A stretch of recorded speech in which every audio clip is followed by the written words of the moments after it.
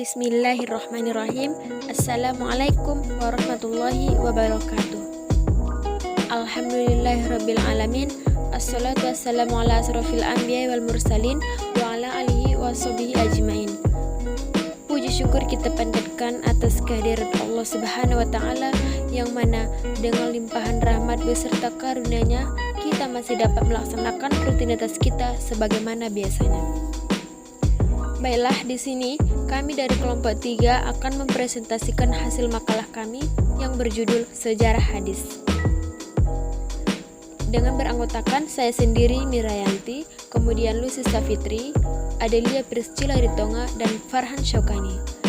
Baiklah, kepada saudari pemakalah Lucy Safitri disilahkan untuk mempresentasikan hasil makalah. Sejarah hadis. 1. Sejarah hadis prakodifikasi.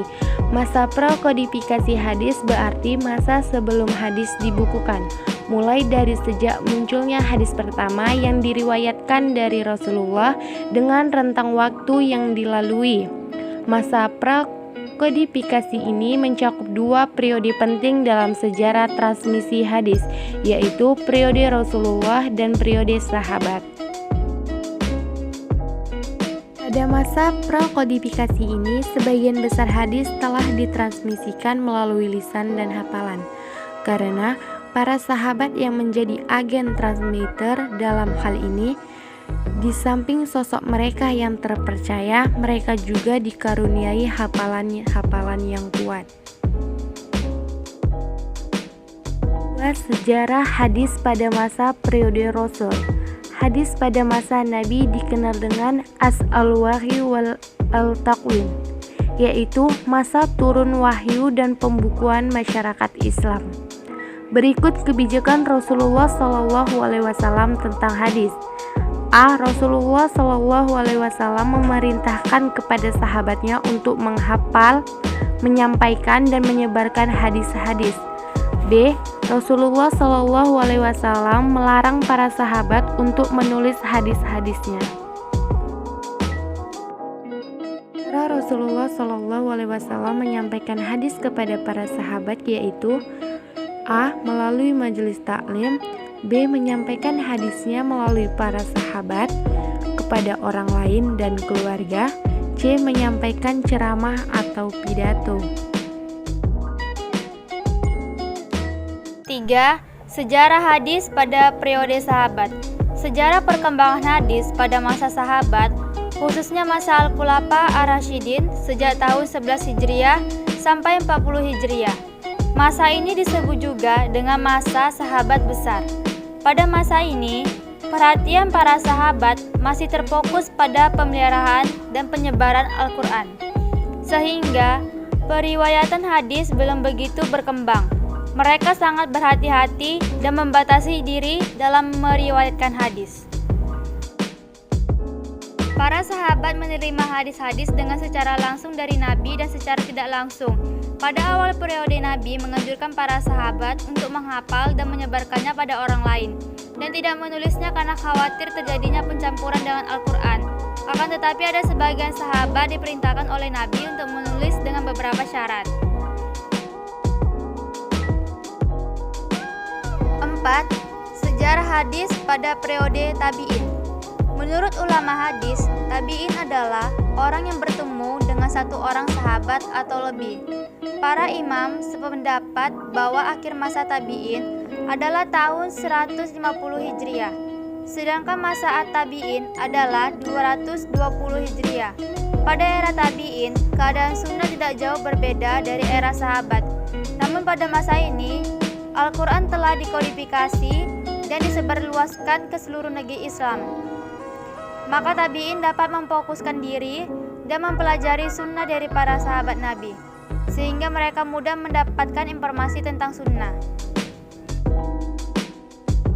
Cara para ulama untuk mengatasi pemalsuan hadis sebagai berikut, yaitu melakukan seleksi dan koreksi oleh nilai hadis atau para periwayatnya, hanya menerima riwayat hadis dari periwayat sikoh saja, melakukan penyaringan terhadap hadis-hadis diriwayatkan oleh periwayat yang sikoh, mensyaratkan tidak adanya syadz yang merupakan penyimpangan periwayat sikoh. sikoh terhadap riwayat lain yang lebih sikoh untuk mengidentifikasi hadis palsu, sanad dan jizal al-hadis, dan mereka bertanya kepada para sahabat yang pada masa itu masih hidup. B. Masa pengumpulan dan kodifikasi hadis. Menurut Muhammad Zaini, yang dimaksud dengan kodifikasi hadis atau tadwin hadis pada periode ini adalah kodifikasi secara resmi berdasarkan perintah kepala negara dengan melibatkan beberapa sahabat yang ahli di bidangnya. Istilah para ahli hadis adalah buku yang berisi kumpulan hadis-hadis yang berurutan berdasarkan nama-nama sahabat atau guru-guru penyusun atau negeri sesuai dengan huruf hijaiyah. Praksa yang menggerakkan untuk meneliti mengkomplikasi hadis itu di bawah Khalifah Umar bin Abdul Aziz tahun 99 Hijriah sampai 101 Hijriah. Telah diketahui dengan jelas apa yang telah dilaksanakan oleh para sahabat dan tabi'in mengenai pengumpulan hadis itu dengan melawat ke berbagai kota untuk mencari hadis, menelaah hadis yang mat'u dan melepaskan hadis-hadis. C. Masa pentasbihan dan penyusunan kaidah-kaidahnya. Pada abad ketiga Hijriah merupakan puncak usaha pembukuan hadis Ishaq ibnu Rahawai, seorang imam hadis yang sangat termasyhur, memisahkan hadis-hadis yang sahih dari hadis yang dhaif, yakni dengan mentasihkan hadis kemudian diselenggarakan dengan sempurna oleh Imam Al-Bukhari. Berikut merupakan tokoh-tokoh hadis yang lahir dalam masa ini seperti Ali Ibnul Madani, Abu Hatim Ar-Razi, Muhammad Ibnu Jarir At-Tabari, Muhammad Ibnu Sa'ad, Ishaq Ibnu Rahawai, Ahmad, Al-Bukhari, Muslim, An-Nasa'i, Abu Daud, At-Tirmizi, Ibnu Majah, dan Ibnu Qutaibah Ad-Dainur. Kesimpulan, hadis mulai lahir pada zaman Rasulullah Shallallahu Alaihi Wasallam yang berupa perkataan, perbuatan, dan ketetapan dari beliau sendiri. Para sahabat menerima hadis-hadis dengan secara langsung dari Nabi dan secara tidak langsung. Sejarah perkembangan hadis merupakan masa atau periode yang telah dilalui oleh hadis dari masa lahirnya dan tumbuh dalam pengenalan, penghayatan, dan pengamalan umat dari generasi ke generasi. Baiklah teman-teman, mungkin hanya sekianlah video presentasi kami. Semoga video presentasi kami bermanfaat buat kita semua. Salah dan janggal kami mohon maaf. Wassalamualaikum warahmatullahi wabarakatuh.